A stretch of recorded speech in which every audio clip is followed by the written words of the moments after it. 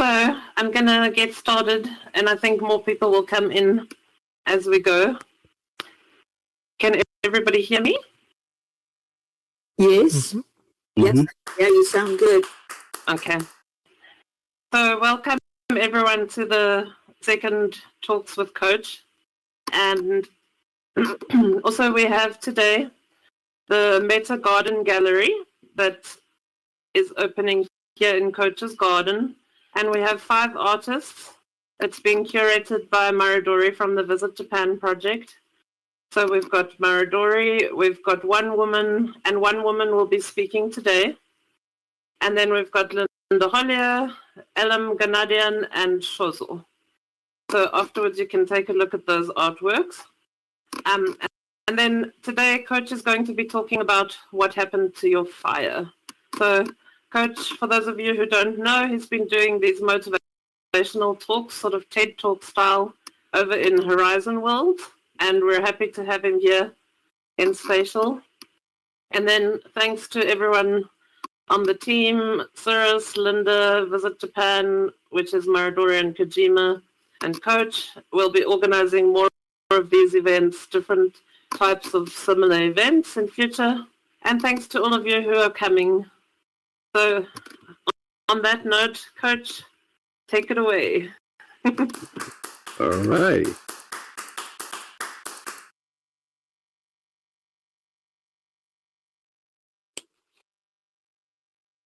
Good morning, everybody, or afternoon, or late night, wherever you may be in this part of the world. So thank you all for coming out to today's session on Talks with Coach. And as Elizabeth said, we're going to be talking about your fire, your passion. But on another note, in addition to the talk and the fabulous art show, we're going to have an after party at the pool. And you don't want to miss the after party because we get there and we celebrate. And I think that's also an important part of your passion, being able to celebrate small victories. And the reason I feel compelled about this talk is because I would say if you've lived and you've breathed, you've had a passion, you've had a goal, and somewhere along the line, sometimes the fire, the passion may have gone out. And sadly, for far too many, the fire never gets relit, and they live a life missing out on opportunities. And I saw a quote, and it was saying that some of the greatest ideas and inventions or successes are buried in cemeteries. Ideas and passions and dreams and goals that were never realized that went to the grave because the passion, the fire didn't get reignited. There was an initial idea, a thought, and driving forces were moving someone in a direction, but something happened. So I'd like to just kind of just illustrate what I mean by passion and fire. And then I'm going to talk about a phenomenon that I call dream killers and where they may come from. So when I think about passion and that fire that burns, it's the energy that kind of drives me to really focus and use my creative energies and be able to draw in the resources necessary to make things happen. And there's also, with that passion comes a high level sense of satisfaction that I'm achieving things. And I think if we look around the world and we think about all the chaos and the calamities and all the things that are taking place, many of the things that happen is because people are frustrated. And that frustration is oftentimes an internal frustration because the fire that was there is extinguished. And whenever you extinguish a fire, you're gonna get a cooling off and a pile of ashes or unburnt embers, and just it's almost like a mess in a sense. And so I think many people are frustrated, and they're, and I'm doing this talk also in light of I don't know, internationally, do you all celebrate Mental Health Month? I know in the U.S., this is Mental Health Awareness Month. Okay. So, and I thought about passion in light of mental health, because many people who are suffering with mental health issues, it's for various reasons, but some people are experiencing mental health crises because they're frustrated. They've lost their passion. They're confused. And that confusion sometimes begins to appear as a mental health issue.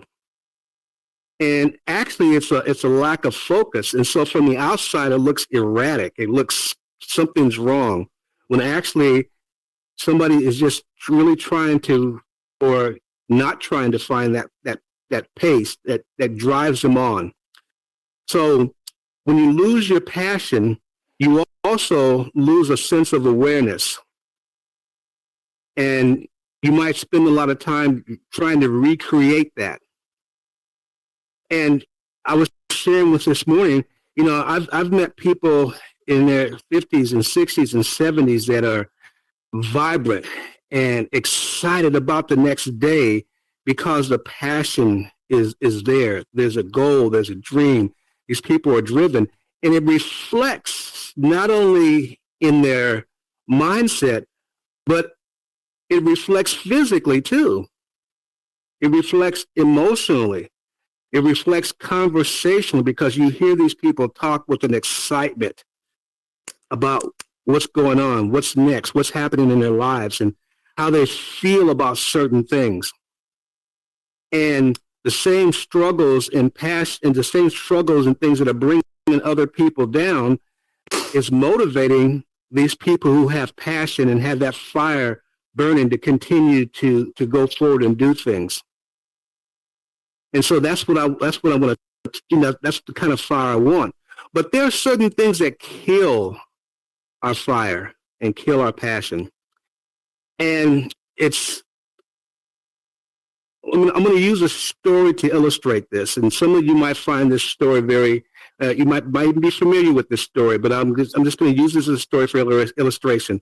There was a young boy, he was a shepherd boy, and his country was at war.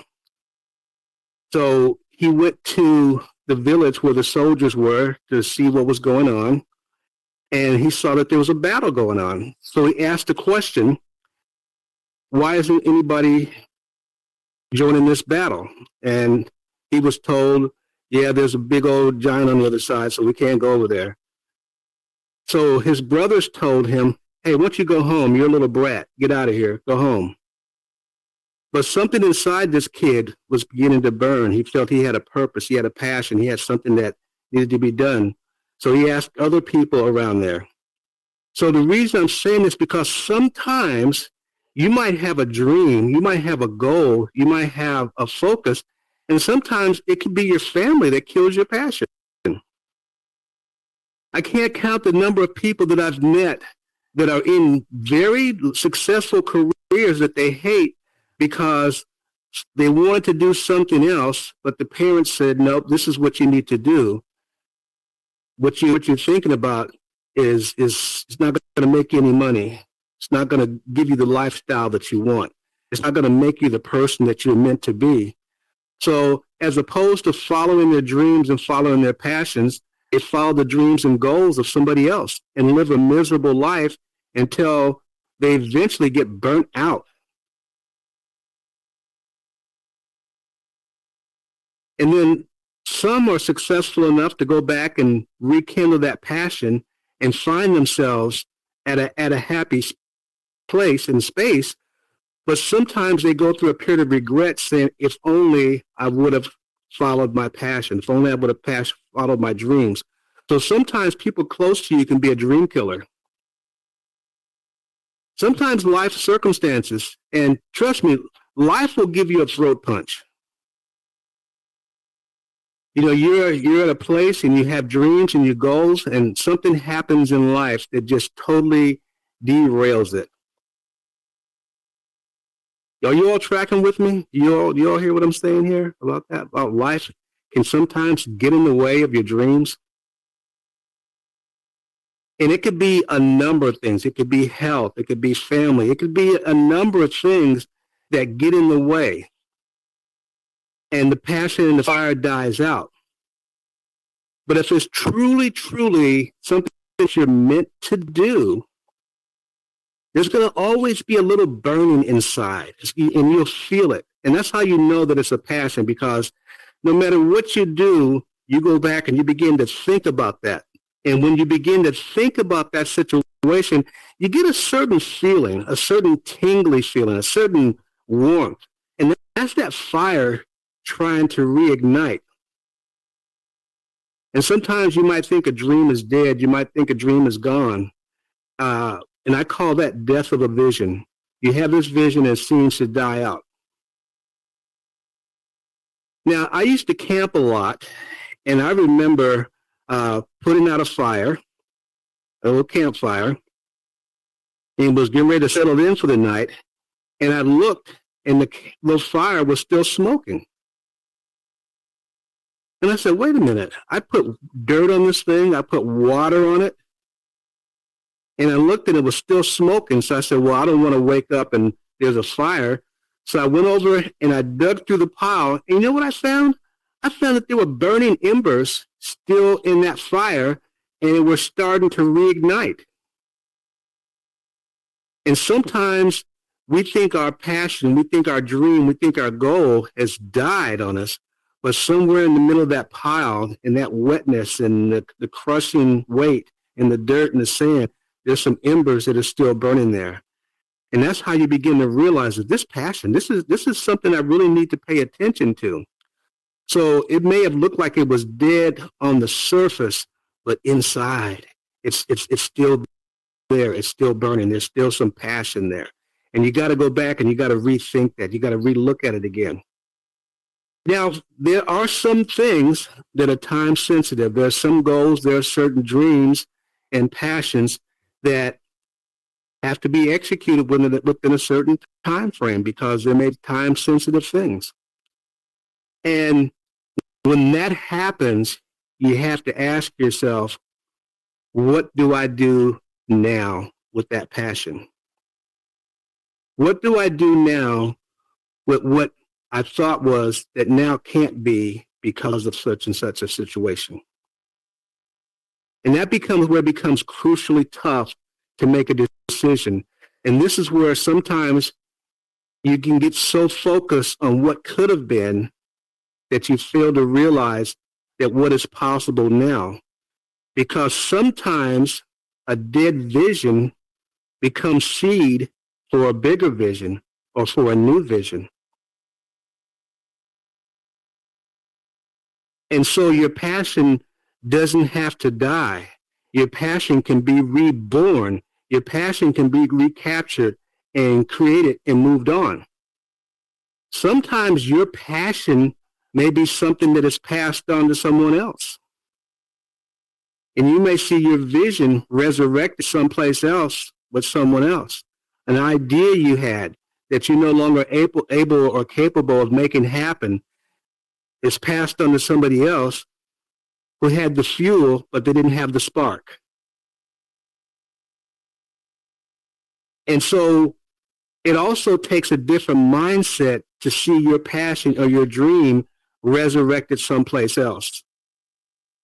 And sometimes we can own our dream or our passion too tightly that we fail to let it go to where it can really blossom. And I think true passion has to be shared, because if it's not shared, if it doesn't create, if it doesn't make things better, is it really a passion? Is it really a goal? Is it really something worth pursuing if it's not making the world a better place? One of my mottos with what I do with Talks with Coach is learning at the speed of change. But I also do another show called Coach, where I actually do live in-person life coaching. And I do motivational talks such as this. And my motto is changing lives one session at a time. Because I believe that we all have the potential to do something great. We all have the potential to do something powerful and magnificent. But we also have to keep it in perspective because greatness is a matter of perspective. Sometimes we look at greatness as people who are changing the world on a global scale. But greatness is also changing situations, one small situation at a time. And so we cannot underestimate the power that we have within us to make change and to make growth. And that's why it's important to have that fire. Now, another thing, your fire needs to have focus, because if your fire is not focused, it becomes like a shotgun. And it doesn't get the focus and the guidance that it needs. So when you have that passion and that fire, it's important to really, really think through and have a plan of execution and action with your fire. Because especially if your fire is being rekindled, you need to go back and ask yourself, what put my fire out in the first place? What caused my fire to go out, and how do I avoid that? How do I safeguard against my fire being put out again? So sometimes putting those safeguard plans in there, saying, okay, I'm going to think differently. I'm going to prepare better. I'm going to put more resources in place. I'm more mature now. I understand that I can lose my fire, but now that I got it back, I'm going to safeguard it, and I'm going to keep it going. Now, there's also false passions too. And those false passions are usually self-serving, self-centered. So whenever you think about a passion, think about who is it serving? Who's benefiting?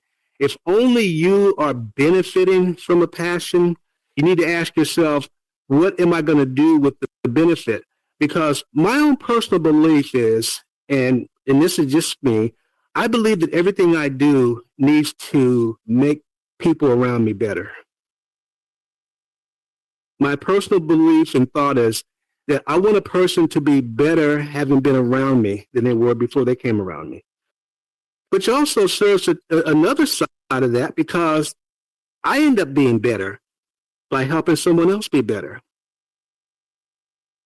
And you think about how different the world could be if that was our mindset, that my goal is to make those around me better. When people encounter me, they walk away better, feeling better, having a different mindset by having been around me.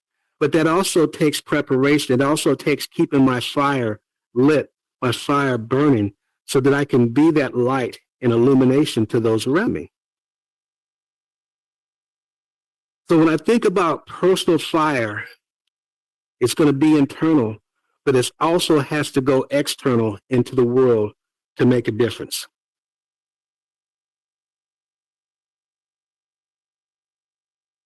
Is that making sense to you? All right. So here's another thought on fire and passion. When you get a group of people together that have a shared vision and they have a passion, the passion, each person, individual person's passion may be different, but if there's a shared vision, can you imagine how powerful that is? Because I'm operating within my passion. I'm using my passion to execute a shared vision. That's where you get a flame, a powerful flame that lights up the sky, in essence, of something powerful going on. There was a song we used to sing as a kid called "It Only Takes a Spark to Get a Fire Going," and then soon all those around us will be glowing. And I think that's the way it is too, when my fire and my passion is burning, and I understand my passion, and I put things in place to execute upon my passion, and then I begin to join others with a shared vision, and they're operating within their passion. It's almost like an orchestra coming together. It's a harmony. You have the different instruments playing their different parts, but it's all the same song. But everybody's playing their part. Isn't that a powerful vision? And that is what I want to see with the power of vision, the power of passion, in relighting your fire. So if my fire is dead, what do I need to do to get my fire relit? First of all, I have to recognize that my fire is gone, because sometimes we don't recognize that our passion has died because we're living and breathing and we're surviving. And we feel the drudgery of the day to day. I don't really have an outlook. I don't really have an excitement about what's going on in my life. That's a sign that your passion has died. That's a sign that that fire is either quenched or is very low or is about to go out. Because when you have a fire and a passion, the world looks different. It looks different out there when you have a passion, because that flame illuminates things that you weren't looking at before. When you find yourself complaining more than solving problems, it's a sign that your passion, your flame has gone out. When you find it easy to be discouraged, your passion, your flame, your fire is burning low or going out. When you find yourself very critical of things around you and people around you, it's a sign that your fire, your passion is probably burning out. When you feel hopeless and worthless, it's a sign that your fire and your power is, and your flame is just going low. It's burning out. So when you begin to recognize that, that's time to put a stop and say, hey, hold up. What's going on here with me? Why am I feeling this way? And what am I missing? I have to ask myself those questions. But when I'm able to answer those questions, which it also means that I realize that I have a fire burning, because I'm not going to ask those questions if my fire's gone out and I'm not looking anymore. But once I begin to ask those questions, it's almost like a little spark that goes back in there, because now I'm asking myself, what am I missing? Why is my life this way? Why don't I feel excited about things? Those are the things that begin to put fuel back in there. And when you begin to answer those questions, the why questions, you'd be amazed at what you begin to see, because now the flame starts to come back. You start to remember something. You start to remember that feeling when you had that passion and that fire. And then you start to put a few more logs of thought and wisdom and questions in there. And before you know it, you're starting to realize that the flame is starting to heat back up. That idea that was stuffed in the closet, now you begin to go and dust it off. That dream or that thought, you begin to revisit that. The people that shared that vision before, you begin to talk to them again. All of a sudden, it's like they start to happen. You start to hear things within yourself, and then the next thing you know, you start to feel like, you know what, I can start to move forward in this. And once you start the steps, each time you take a step toward that passion, you add more fuel to the fire. You add more kindling to the fire. And next thing you know, you got your fire back. You got your passion back. And you're going to have a smile on your face. You're going to have an energy that you had lost before. You're going to have a hope. You're going to have a vision. And it's going to show emotionally. It's going to show physically. It's going to show psychologically. It's going to show conversationally, because you're going to speak with a different level of excitement. And sometimes that's where the spark goes out to somebody else who may have lost their passion and fire. All of a sudden, they see you excited. They see you, moving forward, and they're going like, wow, what happened to that person? And next thing you know, it's starting to catch fire, starting to catch on. So getting your fire back is not an isolated situation. So are you ready to get your fire back if you've lost it? If you have your fire, are you ready to make it burn brighter? Well, that's what we're about. So, folks, this is my talk for today. And I hope that somewhere along the line that you're getting your fire back. Doing these talks, for me, is part of my fire. It's part of my spark. It's part of keeping my fire going, because I feel very passionate about helping people live their best lives. I feel passionate about seeing people come to the realization that there's a lot of life to live. There's a lot to give. And we have the ability to make the world a better place. The world's in chaos. And a lot of it's because people have lost their passion. They're frustrated. They're angry. They don't know what's going on. But I guarantee you, if people had purpose and passion, we'd have a different focus in this world. That's my belief. So with that, I'm going to open it up for a few minutes of Q&A before we move on with the rest of this morning or afternoon or evening. So any thoughts or comments?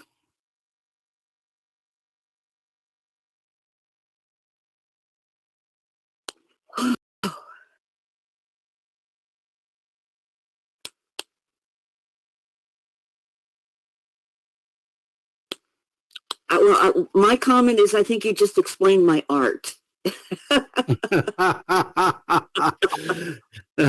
You're going to explain your art. Yes. We at the end of this here, we're going to step across over to our Meta Garden Gallery, and we're going to look at some fantastic art. And one woman is going to share her thoughts around her art and the passion and fire there. And I'm excited to hear her talk on that too. But I appreciate you all being here this morning, and I just hope something I said has sparked something within you. That's what I hope had taken place. I see Lava Head, he's already on fire. Lisbeth's on fire. Okay, Lisbeth or Moridor, who's gonna lead us over to the okay. Thank you so much, Coach. And I think it was also helpful that you gave sort of the pointers of how, if we're doing this, this is a sign that maybe our fire has gone out, and if we find ourselves doing this. So thank you so much. I found it very informative and a good topic to have. And now we're going to move over to the garden. I see also that Shozo is here, who's one of the artists. Welcome. And one woman is going to speak over there about her art. So let's move over. It's on my right, your left. Let's move to the Meta Garden Gallery.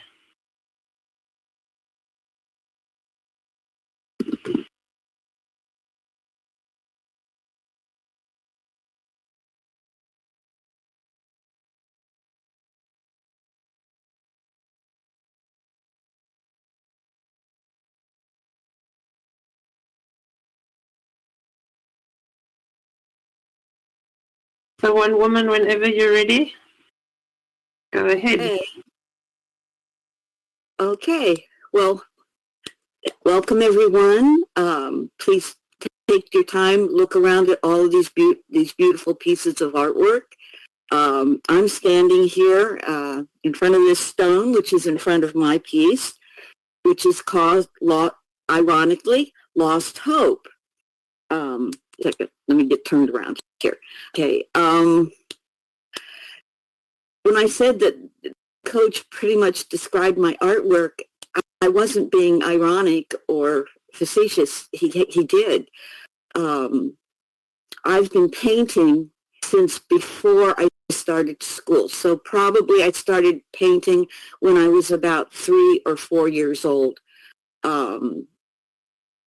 By the time I was about 10, I knew I wanted to be an abstract artist. I had found abstract art, seen pictures of Kandinsky's work, Picasso, all of the greats, and I was inspired by them at a very young age.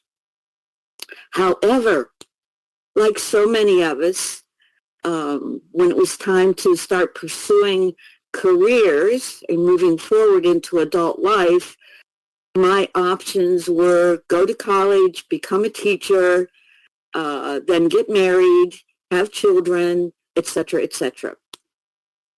I did go to college. I did become a professor.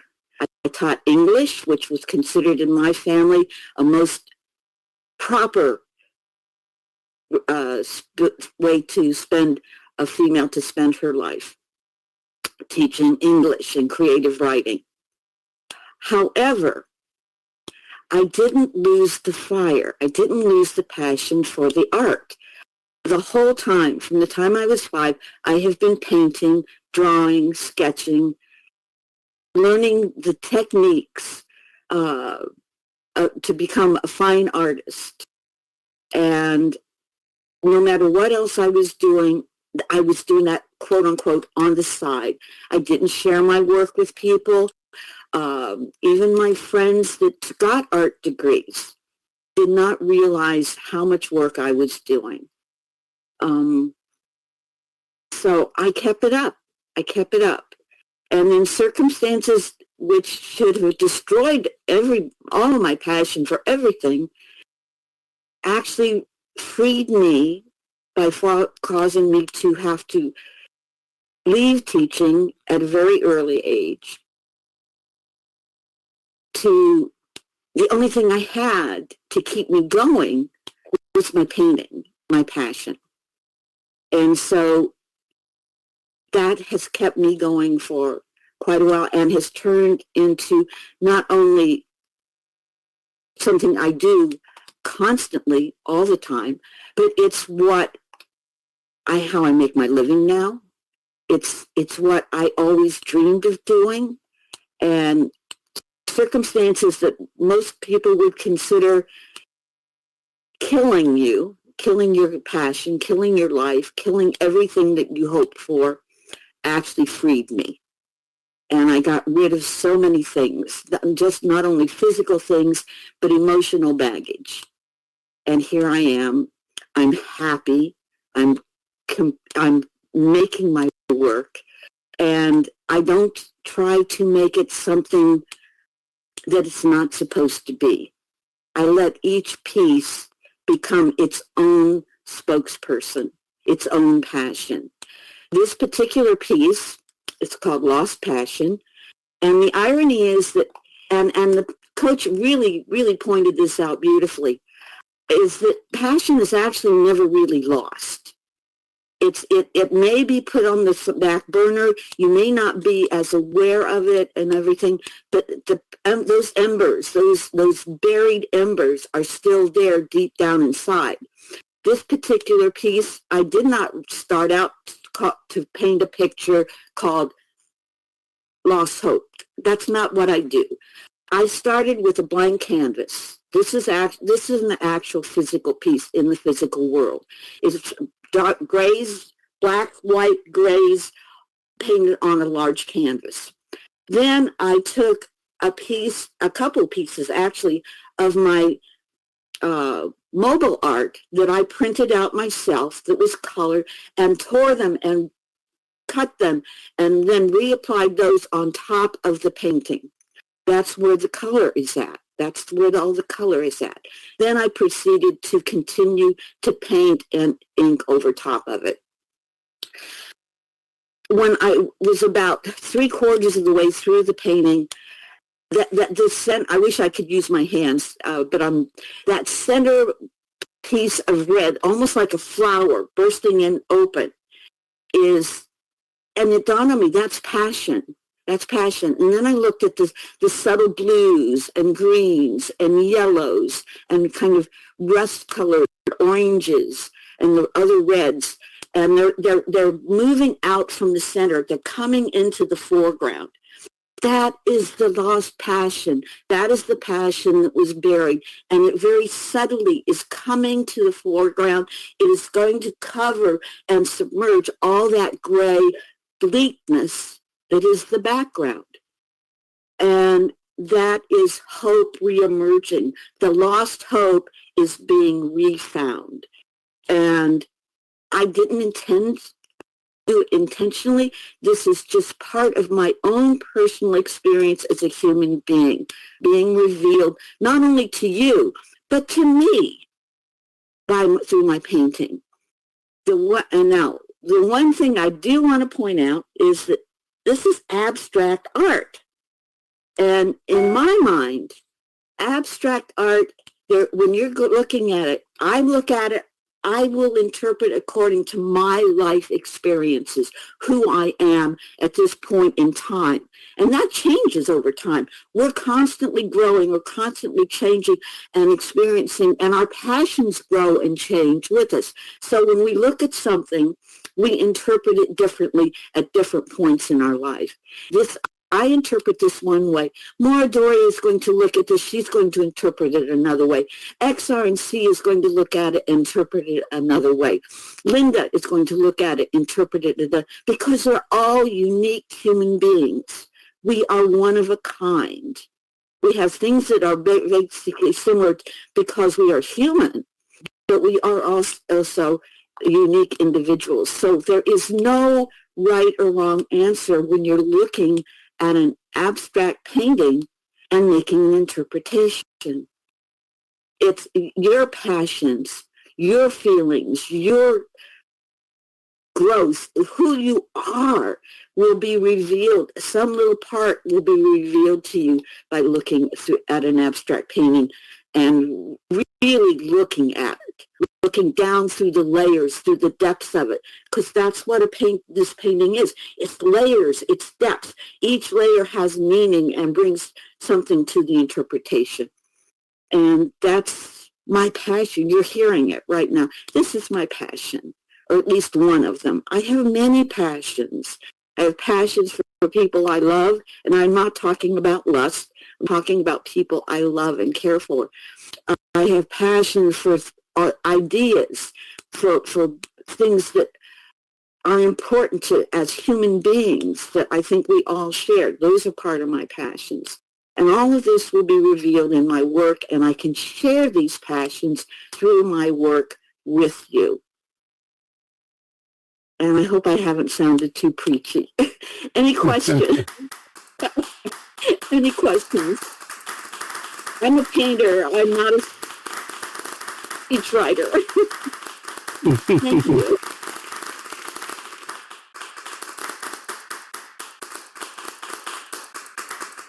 Awesome. Awesome. Thank you. One woman that was really amazing. Well, yeah. Yes, Coach. So I think that what you've just shared, I hope I'm taking something away from it. And I hope everybody else is, that we all have a purpose and a passion that we may need to revisit. We may need to take a look and see what we're missing or what we're not bringing to the world that's right in our hands to do. So I want to encourage you, everybody, let that fire go and let it glow. Thank you.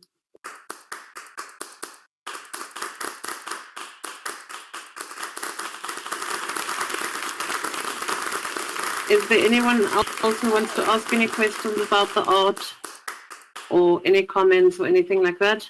Feel free. Otherwise... And then feel free to... Sorry? I was going to say, otherwise, let's go party. Yeah. Feel free to take a stroll around the garden and check the art. It is going to be here for a while. And then I'm going to put up a portal quickly. And we're going to head over then to Coach's Pool Resort. I have a portal. I'll bring it up. Oh, you've got a portal already. Thank you, Coach. Okay, good. One step ahead. Hey. I think we're really benefiting that people from Horizon are moving over to Spatial. This is really a wonderful addition to this platform. What these spaces and this what's becoming a tradition now, coaches talks are really a benefit to this platform. So thank you for moving over to Coach. You're welcome. It's been something I've wanted to do, and Maura Doria and we've talked about this for how long, Maura Doria? A long time, huh? And so it's finally coming to fruition, and I'm excited about it. I think there's just so many more things that can be done. So let's make it happen. Okay. And when we get to the pool, you'll find another one of my passions. I love swimming, but only if I'm in the proper attire for swimming. So I will forewarn you.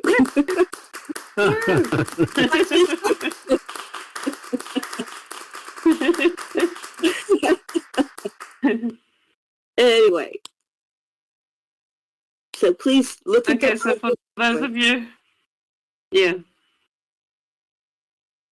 for those of you who want to hop in, we'll see you at the pool resort.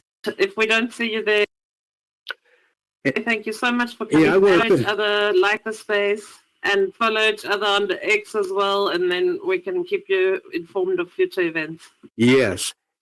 And my gratitude, I want to extend that to everybody because I appreciate you all coming. See you at the pool.